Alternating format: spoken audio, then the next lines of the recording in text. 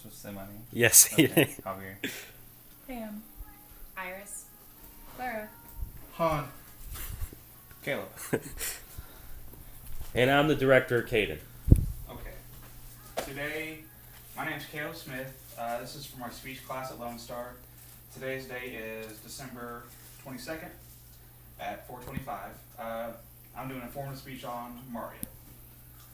Now, everyone in the world knows who Mario Bros. Is. He is arguably more known than Mickey Mouse. There is no character that is more recognizable, that everyone knows. You hear the song, you immediately think of this person. Okay, and why is that? He started out originally in Donkey Kong, but then he was known as Jumpman. When making Mario, Nintendo originally wanted to make a Popeye game. Due to them not being able to get the license for Popeye, that's how we have the three characters for the love triangle that we now know as Bowser, Mario, and Peach. Okay. He started as Jumpman, but the first real game he came out with was in 1985 with Super Mario Bros. For NES. Now at that time, that game was so different from anything else on the market because in no other game were you going from one level and scrolling all the way. Now before these games on arcades, they were stages, or these were screens. And Super Mario Bros. They were worlds. And at that time, the hardware limitations, they felt that way. They were big, giant. They had characters that had names. The music, it was unlike any other game. And Nintendo, with that game specifically, they're people look to them as saying, hey, these guys brought video games away from the crash that Atari happened. Years before it, people thought video games were dead. This game single-handedly, in people's mind, brought video games back.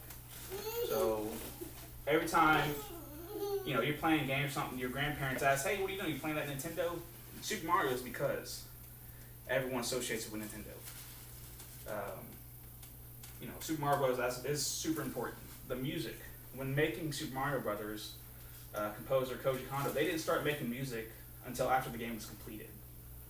Because he wanted it to be, as you're running and jumping, he wanted to be rhythmic with how the player was going. So at that time, it was unheard of. Before you just had music, beeps and bops. Usually Journey created, they had their music licensed for the Atari, but really video game music wasn't a thing like it was. So Super Mario Brothers was one of the first games to actually have noble music that, you hear it and you automatically assume, hey, this is Super Mario Brothers. Another reason why this was exponential time, this Super Mario Brothers had a team of 16 people, which was unheard of. Most games before were made in people's basements by 1 to 2 guys at most. These guys, Shigeru Miyamoto, they spent a lot of time making this game. World 1-1 is famously, probably the most recreated level in all of video games. And they made that level last because the first levels they created are worlds you see later on in the games, like World 8, like your harder levels. Those are ones that require lots and lots of skill and precision. They made World 1-1 super specific in a way that it taught players.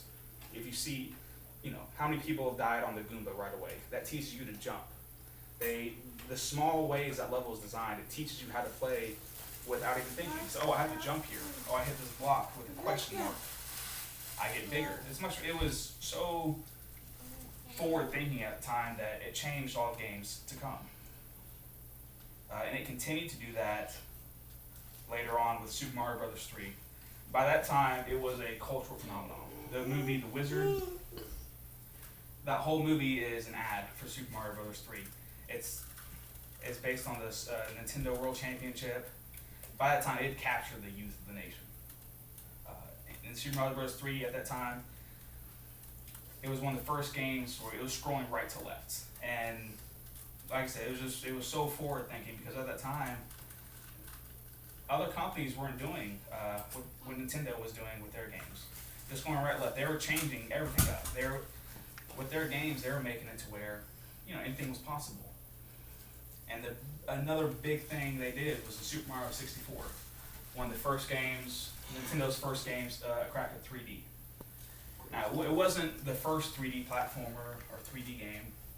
but it's definitely the most notable because even today people cite it for its importance. It is notable for being just a controller with the analog stick. You know, you slightly push forward on it and he slightly goes. You know, if you hold down on it all the way, he starts running. It was that feedback you got between the player and the game that makes those games so special. You know, it has that Nintendo charm. When they made that game, it was the first 3D game, so Nintendo, they tried to explain it within the narrative. So when you first start up the game, you see a guy in a cloud, a Lakitu. You see him holding the camera.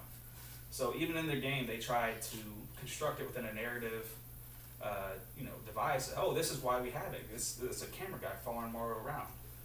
It shows how much thought process they went into showing, their creativity, how much they're going forward.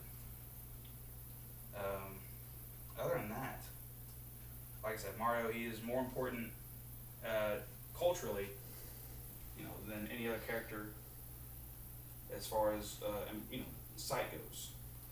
Now at this time, we're about 7 minutes in the speech. I have to do a Q&A.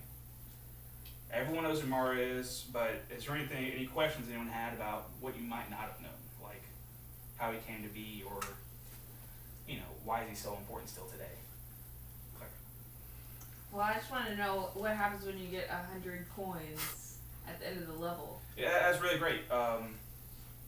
Because the Mario, those were very important about building systems. Everyone has, it's subconscious now. So you get 100 coins, you get an extra life. Games back then were built on the idea of just getting quarters. You were meant to die over and over and over. And games like this, Mario, it was important. Hey, you get 100. That's another life. They're meant to be beaten. They're meant to be played. Mario is one of the first games to think outside the arcade scene and be built for the home console. That way people could play over and over and learn all the secrets. So, other than that, at that time, I appreciate y'all for your time. Thank you for listening about Mario, and that's the end of the speech.